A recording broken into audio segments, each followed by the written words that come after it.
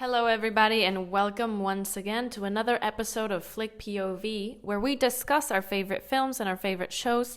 Today, we're going to discuss my favorite TV show, which is Succession.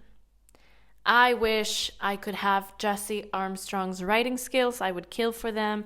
I think The thing about Succession is it really depends on the character arc. And if there's one thing that I really value is character arc. Because many times we have complicated plots, and it's very captivating to see a complicated plot because, you're trying to put attention to this and that, and you're trying to follow the line. And it's almost like the meme of, I don't remember the name of the character. Let me just check it out.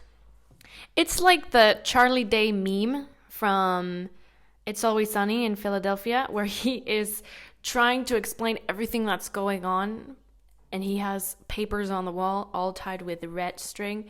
It really does feel like complicated plots are like that.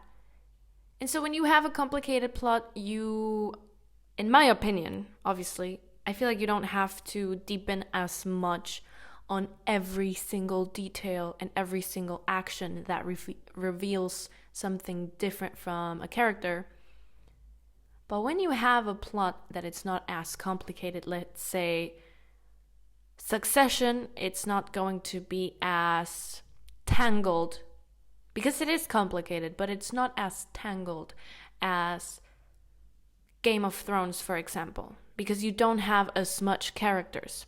So that allows you to deepen on little behaviors that go almost unnoticed but reveal too much about a character. So for example, when Tom uses these overlooked words because he's trying to sound as cool and slick and rich as Roman and Kendall on the way that they play games, he tries to do that, but it doesn't fit. So he goes around saying things like, that's a ludicrously capacious bag, and we're all like, it doesn't fit. It doesn't make any sense. Whereas when you see the dynamics between Kendall and Stewie or Kendall and Roman, they really change the language a lot. They play with it. And it shows how confident they are with themselves, confident enough to goof around with language.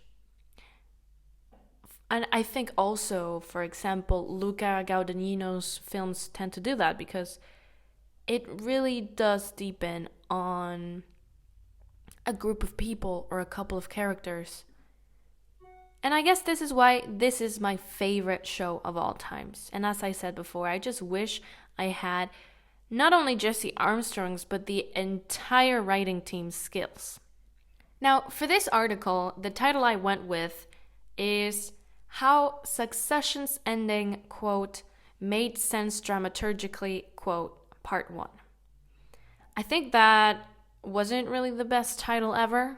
Thinking retrospectively, it sounds slightly goofy, but it's a reference to Jeremy Strong's interview that went viral when he is analyzing the decisions he made when acting and portraying Kendall Roy. And he said, quote, it made sense dramaturgically, end quote. So that title goes out for the Succession nerds, the ones that are chronically online staring at Succession memes. And I also divided it in 2 parts, where the first one, we're going to talk about Ewan, Greg, Gerri, and Tom. Whereas in the second part, that you'll also get to hear in the next episode, is going to analyze the nuclear family, the Roy siblings and their father. So without further ado, I will start reading. When in doubt, watch Succession. The more shows are released, the more screenwriting is outstanding, and this show is truly a masterpiece. Jesse Armstrong's ability to depict the capitalist's narcissism and psychopathy is genius, and I am all for it. Watching this show has been mesmerizing, and writing about how captivating it is makes me enjoy it even more. In part 1 of this article, I want to share my thoughts and analysis on Ewan, Greg, Gerri, and Tom. Be sure to read part 2 for Connor, Rome, Shiv, and Logan. Ewan. This story is from the villain's perspective, and how they reveal their very well hidden deepest, darkest, narcissistic intentions. When the time is right, they expose it unapologetically and get away with what they want. The interesting part of the show is how our antagonist, Ewan, is, quote-unquote, a good guy. He's aware of Logan's bloody hands, especially with everything that happened with Mo and the silenced victims from the cruises. He might not be aware of everything, but he has seen enough. For example, if he found out about the exploded rocket in Japan due to Roman's pressure to accelerate the process, he wouldn't be surprised. The Roys follow a pattern of irresponsible decision-making based on their egotistical desires. They are so powerful that they can get away with anything, and Ewan is here to remind us we shouldn't admire these people. He is also a key character for the audience. Not only is he an antagonist for our main characters, but he is the woke fairy godmother who takes the audience out of this playful illusion where the characters are cool for their money and their power. In the end, Season 4, Episode 10, he shows us that these people are real in his speech at the funeral. The fictional characters in this story are based on real, capitalist, corrupt, and abusive system that profits from others. That's one of the reasons why the series finale is so devastating. I think he's not judging from a moralistic position, but rather from a realistic perspective of the world being led by corrupt Machiavellian men. That is why he says, quote, "It is not for me to judge my brother. History will tell that story," end quote. He goes on and tells the keys of Logan's story, making us understand he was a deeply perturbed person who lived in a violent household in a time of war. That is what happened with boomers. They have crazy and radical ideals, and sometimes they're very tone-deaf and insensitive. However, all those ideals stem from growing up in a war-centered world with no place for empathy or a kind heart. Ewan did more than judge him. He saw through him and finally revealed how Logan had been feeling guilty for Rosie's death because he brought the polio with him home and his aunt and uncle never helped him think otherwise.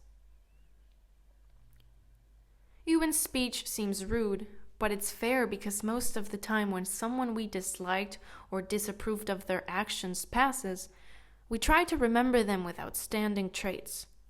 But it might be a lie, an illusion, an intention to deceive ourselves of what was truly there. We need to remember that Logan was more than just the man, the myth, the legend. I think the writers use Ewan as that character who brings us down to earth and enlighten reality, while also reminding us even someone was cruel and harsh, he or she still deserve a goodbye. I think the writers use Ewan as the character who brings us down to earth and enlighten reality, while also reminding us, even if someone was cruel and harsh, he or she still deserves a goodbye. Then he says, "I love him. I loved him, I suppose." I think that's one of the purest forms of love. When we can see someone for who they are and avoid trying to change them, even if we don't approve of their modus vivendi. Finally, he says, "Maybe that's me too," showing us he is not talking from a condescending point, but a very observant one. Greg. Greg seems to be very dumb, but is he as dumb as he portrays himself to be? I believe he's rather insecure and dorky. He tries too hard to fit in and seem posh, Even though Greg and the Roys are family, he is not entirely part of them. In season 1, episode 1, we can see a dumb, young, high Greg who gets fired from his job and hears his mother say, "Don't they know who you are?" This is Jesse Armstrong's genius way of portraying how nepotism also works with proximity to wealth. Someone might not be wealthy by him or herself, but once they are close to that wealth, it is easier to climb the ladder. Greg visits Logan and asks for a job. Logan then says he would do anything for his brother and accepts Greg into Waystar as Tom's assistant. This also shows how Logan values bloodline as part of Waystar's payroll, which is later confirmed in season 4, episode 10, when Roman said Kendall's children weren't bloodline because one is a buy-in and the other half Rava, half cabinet guy. By trying to fit in Greg uses academic terminology in his sentences to appear intellectual, but he doesn't have a full domain of it, just like Tom does. Ultimately, they sound odd, and this is how they are depicted as the outsiders who weren't born to billionaire parents. For example, in season 1, episode 9, when Greg meets Caroline, he greets her by "Your Excellency." A way to whisper wealth is through fancy words, but Greg and Tom fail to recognize that the Roys are not old money. So they don't have this pretentious speech pattern. In fact, they speak confidently with vulgar expressions. And no matter how hard Greg tries, he always looks like his favorite book is Diary of a Wimpy Kid. Probably he just hears random expressions that come across as posh and tries to replicate it, for instance in season 4, episode 10, when Kendall says, "Let's carpe the DM out of this." Greg is also very observant. We can see that through his outfits. In season 1, he starts very dorkily with Sperry's, an oversized jacket, his long hair down, and he slowly evolves into a more formal tux. Nonetheless, the designers still portray him as an outsider who is not part of the squad, or quad squad, with the use of his necktie. If we look at Roman and Kendall, they do not wear ties. They don't need to try hard enough or look too formal because they already belong to the elite and their position is unquestionable. It's hard to talk about Greg without mentioning Tom. In other words, you can't make some Tomlets without some Gregs. Tom and Greg have a fantastic platonic relationship, a pure friendship. One of the purest relationships in the show, if not the only one. Even though everyone is prioritizing their interest, including Tom and Greg, and backstabbing one another, Tom and Greg continue their camaraderie because they see themselves in one another. They have a dynamic of mutual empathy. They are the same person, but from different generations. I think that's why Tom's first approach to Greg was intimidating, because he was testing Greg to see how inappropriate and how far he could go before Greg responded with boundaries. Greg keeps following Tom because he offers an open space, an invitation to get closer where Greg can be himself. Tom does this because he projects himself into Greg. He looks at this kid who is not part of the nuclear family and wants to grow the social ladder in an environment where he can do so. Even though Tom is described as a corn-fed peasant, he was most likely near wealth. His mom is a lawyer, so we can infer he didn't grow up poor. Greg might be heir to future millions, but he does not carry a lavish lifestyle the way the Roy kids do. Tom protects himself and Greg because they both have the privilege of proximity to wealth and they can juice it out to reach opulence in the social structure. Tom tries to help him out, and an appreciative Tom reciprocates those actions. For example, in season 1, episode 9, when Greg finds out Shiv is cheating on Tom, he tries to warn him, creating this relationship where they both have each other's backs. This platonic relationship is born as soon as the win-win is about emotional, supportive transaction rather than a direct strategy to become the next successor. No matter how much Tom and Greg seem dumb and dumber, they are mainly insecure men who observe everyone until they feel assured enough to strike. For example, Greg has a keen eye for Kendall's game plan just as much as Tom's, and he was the only one smart enough to translate Mason's conversations. He's not sure of himself to navigate this realm. He is also very young, and while he may never be a killer, he comprehends this backstabbing industry. Probably, by the time he becomes a middle-aged man, he'll be like Tom, or even worse, because he will have experienced events Tom never did until later in life, such as firing hundreds of people through a video call. Greg's evolution goes from being self-conscious and hesitating to standing up for himself and slapping Tom back after getting busted for betraying him. But let's not forget the hilarious, self-doubting, foolish Greg in front of the Senate. His character arc is very clear if we think of him in court in season 2, as opposed to him ignoring Shiv's intimidation and betrayal to Tom in season 4. In the end, Greg asks Tom what will happen to him, while accepting he might get fired. Tom then said he will fire Hugo, Frank, and Carl, but stay with Gerri because she's not afraid of the dark. Then he called Greg a fucking piece of shit, reminding us their platonic relationship where they stand for one another.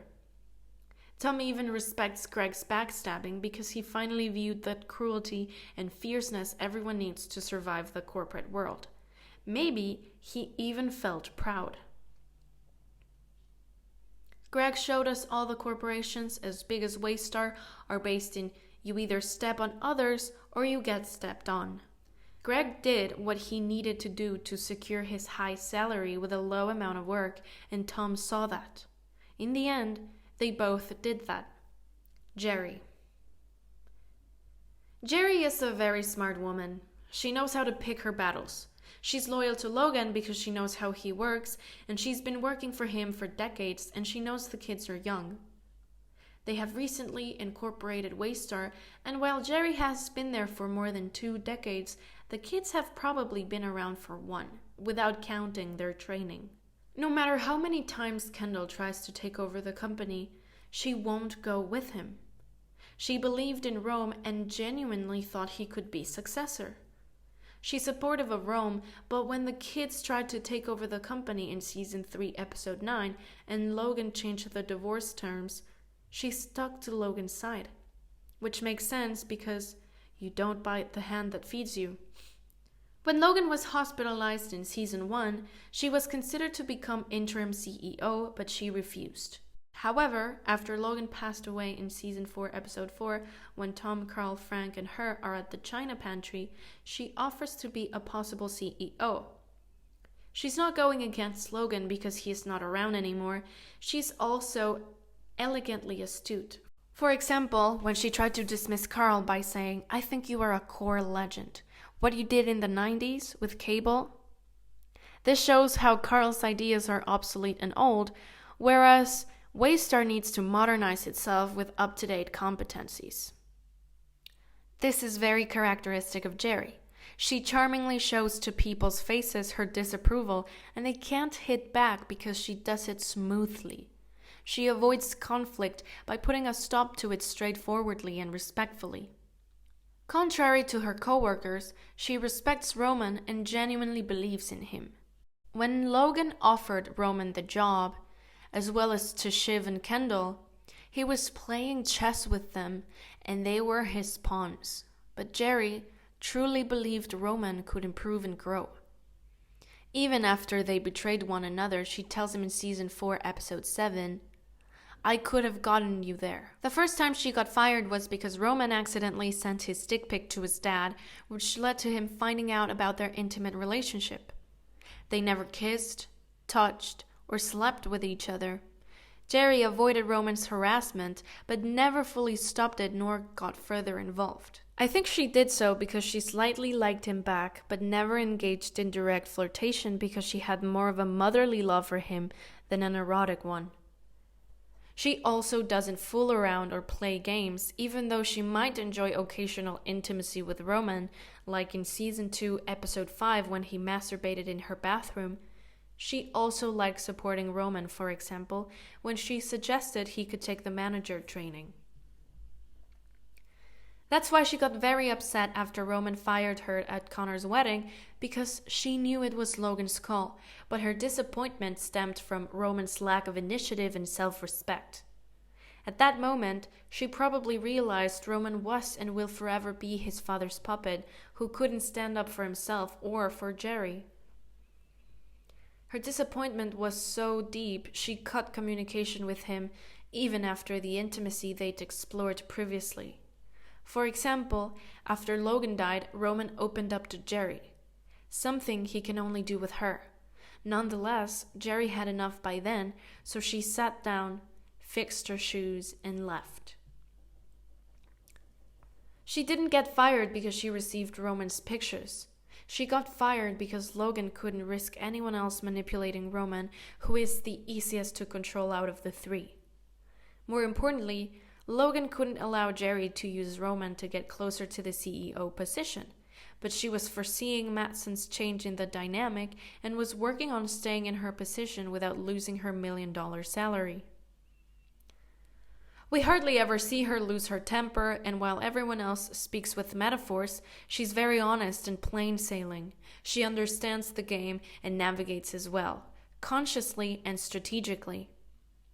That is also why Tom decides to keep her on the team, because she keeps herself updated, hence the irony of her reminiscing Carl's huge success in the 90s.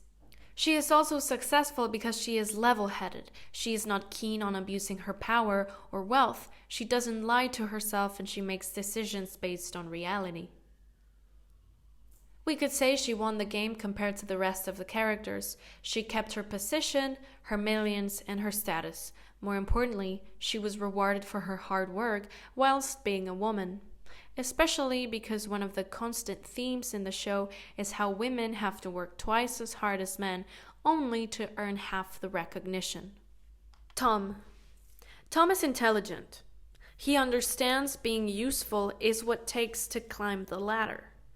Not only in the sense of doing the required work, but in becoming indispensable for others, being easily controlled, and satisfying his superior's ego. He approached Shiv to be close to Logan, and he desperately tried to be liked by Logan. For example, in Season 1, Episode 1, he buys Logan a watch, which in the end he didn't care for. Throughout the show, he is more and more accepted by Logan by being servile and volunteering to go to jail. But none of that was enough until he betrayed Shiv. After doing so, he proved he could be a killer too, evolved from prey to predator, and demonstrated narcissism and malice. These dynamics are Logan's psychopathic language. He rather respects those who impose. For example, in Season 2, Episode 10, when Tom ate his chicken, Logan was not reactionary or aggressive, he just stared at Tom's odd behavior. In that same episode, we can see Tom is starting to change and he finally confronts Shiv, compared to when he didn't defend himself in Season 2, Episode 3, when Shiv, Roman, and Tabitha made fun of him, or in Season 2, Episode 3, when Shiv wants him to talk with Logan about Pierce, and as soon as he refuses, she jokingly says, "My meat puppet has stopped working." Tom's arc is graceful. As an audience, we can enjoy his way of showing enough is enough at the end of Season 2, especially after being abused by Logan in Hungary with Boar on the floor. Tom also seems madly in love, so much to the point he proposed to Shiv when Logan was hospitalized. However, I believe he was a slick snake. He thought that was his last resource to secure his position at the company before Logan died. I don't doubt he fell in love with Shiv, but he cautiously approached power with the mask of an innocent imbecile.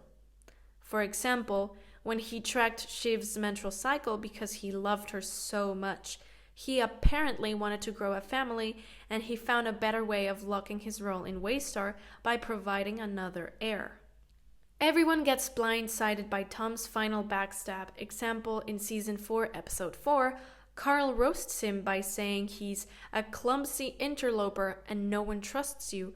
The only guy pulling for you is dead, and now you're just married to the ex-boss's daughter, and she doesn't even like you, and you are fair and squarely fucked. However, no matter how much he wants to come across as a dorky and cute, he will always look for access to dominion and influence. However, no matter how much he wants to come across as dorky and cute, he will always look for access to control and influence, particularly when he betrayed Shiv for the second time by negotiating his position as CEO with Madsen. He knows Logan is out of the picture, and now he must be servile to the new captain. Madsen is another misogynistic man in this industry, shocker. He doesn't respect women enough to hire one for the highest position, and he also needs someone easy to manipulate. While Shiv is no puppet, Tom is great at putting others first when it comes to improving his social mobility. For instance, in Season 4, Episode 9, when we see an article with a cartoon of a puppeteer Shiv controlling Madsen. He cleverly said he didn't mind, but later went to Tom, who accepted the job. Then in Season 4, Episode 7, Tom gifted Shiv a scorpion. Regardless of how much he jokes about Shiv being a scorpion, he is secretly one too. I believe it's a way of saying, you could sting me, but I could sting you too, which reminds me of the fable, The Scorpion and the Frog. At first, Shiv used Tom to get involved in Waystar because, as a woman, she needed a man who could keep her updated and provide her with some sort of control. Hence, Shiv uses Tom as the frog to cross the river, but she failed to realize Tom could never be a puppet forever, especially if he wanted to grow and become CEO. The dynamic changed and Tom started playing like the scorpion too. Wickedly, he gave Shiv the scorpion and said, I love you, but you kill me, and I kill you.